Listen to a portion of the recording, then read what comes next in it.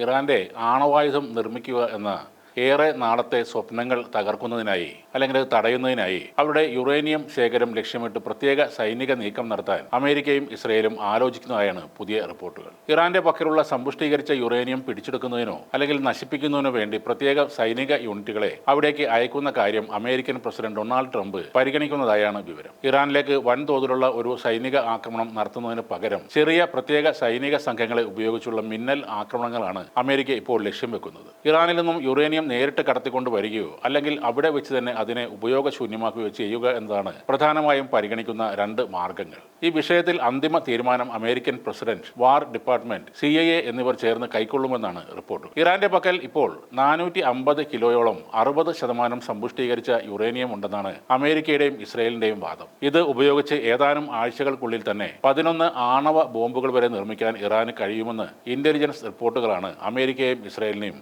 ഇപ്പോൾ പെട്ടെന്ന് ഇറാനെതിരെ ഒരു യുദ്ധം ചെയ്യാൻ പ്രേരിപ്പിച്ചത്. ഇതുകൂടാതെ ഇറാന്റെ സാമ്പത്തിക സ്രോതസ് തടയുന്നതിനായി അവരുടെ എണ്ണ കയറ്റുമതിയുടെ പ്രധാന കേന്ദ്രമായ ഖാർഗ് ഐലൻഡ് പിടിച്ചെടുക്കുന്ന കാര്യവും ഗൗരവമായി തന്നെ അമേരിക്ക പരിഗണിക്കുകയാണ്. അതേസമയം ഇറാനിൽ ഇസ്രയേൽ ആക്രമണം ശക്തമാക്കുകയാണ്. യുദ്ധം തുടരുന്നതിനിടെ ഇറാന്റെ F-14 യുദ്ധവിമാനങ്ങളും വ്യോമ പ്രതിരോധ സംവിധാനങ്ങളും ഇസ്രയേൽ സൈന്യം തകർത്തിരുന്നു. ആയിരക്കണക്കിന് ഇറാനിയൻ സൈനികരെ വധിച്ചതായും 5000-ൽ അധികം ബോംബുകൾ ഇറാനിൽ വർഷിച്ചതായും ഇസ്രയേൽ അവകാശപ്പെടുന്നുണ്ട്. ഇതിനൊക്കെ മറുപടിയായി ഇറാൻ ഗൾഫ് രാജ്യങ്ങളിൽ അവരുടെ ആക്രമണം നടത്തുകയാണ്. ഈ ആക്രമണം അവസാനിപ്പിക്കുമെന്ന് ഇറാൻ പറഞ്ഞിരുന്നെങ്കിലും ബഹ്റൈനിലും UAE-ലും കുവൈറ്റിലും സൗദിയിലുമൊക്കെ ആക്രമണങ്ങൾ വീണ്ടും ഉണ്ടായി. ഇറാന്റെ ആക്രമണത്തിൽ UAE-ൽ 4 പേർ കൊല്ലപ്പെടുകയും ചെയ്തു. കൂടാതെ നോർവേയിലെ അമേരിക്കൻ എംബസിക്ക് സമീപത്തും ഒരു സ്ഫോടനം നടന്നിരുന്നു. ഇന്നലെ പുലർച്ചെ 1 മണിയോടെയാണ് പടിഞ്ഞാറൻ ഓസ്ലോയിലെ എംബസി ഓഫീസ് വളപ്പിൽ നിന്ന് സ്ഫോടന ശബ്ദം കേട്ടത്. സംഭവത്തിൽ കെട്ടിടത്തിനും മറ്റും ചെറിയ തോതിൽ തകരാറുണ്ടായിട്ടുണ്ടെന്നാണ് റിപ്പോർട്ടുകൾ. എന്നാൽ ആർക്കും പരിക്കില്ല എന്നാണ് അറിയുന്നത്. സ്ഫോടനത്തിന് പിന്നാലെ ആ പ്രദേശത്ത് വലിയ തോതിൽ പുക ഉയർന്നതായി ദൃക്സാക്ഷികൾ പറയുന്നു.